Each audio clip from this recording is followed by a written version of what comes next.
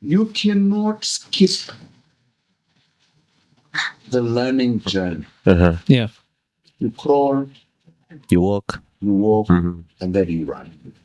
Now, yeah, some people do get away with just getting up and running, but it's not the norm.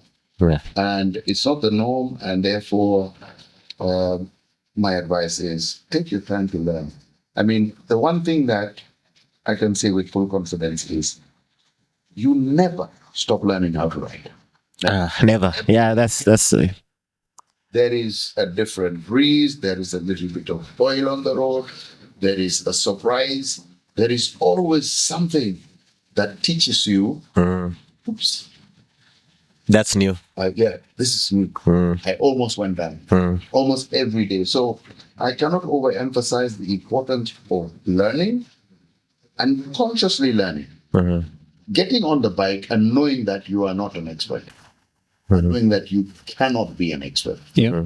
Because there is so much that is outside of your control that what you have to constantly keep in your mind is I have to be careful. You are the safety. Yes, Yeah. I have to be careful. So it's I think we need to educate the young more. I think some of us who have been riding a little bit longer and who can take slightly more chances should be very careful when we're riding in a group, I get it. especially with different levels of skill. Yeah. The reason, again, why I ride behind is I can take off and forget you, but what I am very conscious of is that will make you follow me. Yeah. I don't know your skill. In riding, yeah. I don't know how many years you have been riding. I don't know how often you ride, because even if you are become extremely skillful, if you stop riding, when you get back on the bike, You have to relearn. you have to relearn. Yeah. You have to. Your muscle memory is lost. Maybe not significantly, depending on the amount of time, but you have lost something. Yeah. Now you still believe that you're riding at the same peak. You are making a mistake Yeah, because you're big one. incremental. No. No. Okay.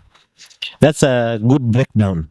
And on that safety tip, I actually can't find anything to add on that. Yeah, I think Paul mentioned something very important. You can be a skilled rider riding for quite a while, but the moment you put a pause on that, it's just like you reset yourself again. You will have to start again to relearn the muscle memory. So this goes to Bill. So what do you think is must-have gears that you should have, the minimum must-have gears? I think for me, and this comes from the accidents, but I've also suffered accidents. But so starting, I think the must-have is a good quality helmet. We can't emphasize on that. The more expensive it is, balance it with the quality. I don't know how best to like that is a must. Second, you have to guard all your joints. I can't emphasize much on that. The elbow guards, the knee guards, those are a must. Then the third, I'm going to, this is debatable, but a good trouser is a must for me. And most, they're called the material they use to make tents. Yeah. I love that because I think the best way to fall is fall on your behind. Then you can skid on the ground if you're able to. If you're not, because accidents happen in a split second, you can't determine much. And lastly, please have a very good boot, because boots guard all that you have on the leg, and the legs are one of the most expensive things to recover from. Oh, and gloves. Good gloves are, and the one that is left out mostly, and it's very important. It's the cheapest of all the gears. It's the rain gear. Rain gear is is very important. But even with some veterans who will never carry rain gear, they don't mind that in the rain, they don't mind getting wet. I mean, it's part of the fun. But yeah, I think you've summed it up very Yep. well. Yeah. Very good helmet, very good boots, and protect your joints Yes. as much as much as possible. Yes. If you are into certain other types of riding, then you need things like a neck brace. Yep. Riding off-road, if The dirt biking. you're dirt bike, you do a lot of technical, then a neck brace is highly recommended. Yeah. Yeah. And for cruiser guys with loud pipes, I think earmuffs is Yeah. it is. I think that's for everyone who has those loud pipes. The aftermarket one. Yeah. Even for adventure bikes, some people put very loud Exhaust. on them. I feel tagged. Yes. Yeah. And then you lose concentration. Yes. So it's actually the earplugs are a safety in themselves. In themselves, yeah. And people will tell you that loud pipes will make them more visible or more audible. People will hear them. But I think that is offset by the discomfort That you pass through, yeah. behind loud pipes. Yeah. Or on top of loud pipes for the whole day. It's Yeah. It's yeah. Okay. So do you have one more? Yes. The last one. So for Paul, do you think you have a specific ride that, okay, for both of you, made you rethink how you ride? Maybe a close call that made you rethink how you ride? For me, definitely. I mean, the Ninja. I sold it after breaking most of the bones in my shoulder because it was very nifty. And I think I was doing upwards of 170 on Lower Kabete in Kenya. Whoa. Yes, and I turned. I took a turn just before you get to Zen Gardens. I looked down at the speedometer and I panicked. And I lifted the bike out of the turn. Oh, And of course, big mistake. Yeah. Yeah, big mistake. road and the bike. You wiggle out. Yeah. I left the road and I ended up in a little rain trench. And the front wheel went into that and the bike stood up with the back wheel up. I stood on my shoulder and my helmet broke. So I gave up on speed bikes. Yeah. I went straight to adventure bikes. And even my wife said, we can ride, but not speed bikes. I mean, I told you I started riding at 15. I am now 60. Yeah. I want to tell you that to all those guys out there, you can't tell me you have the reflexes to handle that alcohol. You may think so. You may think so. But the reflexes are nowhere near what they were when you were 20. Yeah. Yeah, it's true. When you were 30, when you were 35, when you were 40. I mean, at 60 plus, you really like a GS, which is like an armchair. You sit on it and it's very Slow. I mean, my recommended speed, everybody has different speeds, is 100, 120. Yeah. And you could do that the whole day. Yeah. You don't get tired. You just ride and ride and ride. And you are very fresh when you leave the bike because it is quite a sofa. Yeah. That's an interesting one. I'm waiting to hear you. Oh, mine. People are waiting. Mine is a bit trickier. I'll start with. I'll give two. Okay. One led to the other. Okay. So I think we used to do a lot of speed biking. Yeah. I mean, we used to do a lot of speed with Tish. And people think about the curving and all that corner taking and all that. That took, for me personally, took like 2 years to learn just to lean on corners and do all those kind of things. Falling down, blah blah blah. I don't know how long it took Tish, but probably on that. There's a time we used to be speed junkies. We'll follow each other literally with centimeters between each other. But that took like 6 months or so of practicing together. Yeah. So when he turns right, I know what he's doing. When he turns left, know what doing. Sometimes I'm in front. We used to be in sync a lot. Then one time I went alone. It was a night ride. I can't mention the specific place in Rwanda, but I slid off the road. I stood up and I was like, maybe it's time. I remember I left. I told Tish, we might fight it, but you can't be a sport biker all your life. He argued with me a lot, but I will not say he had a I told you so moment.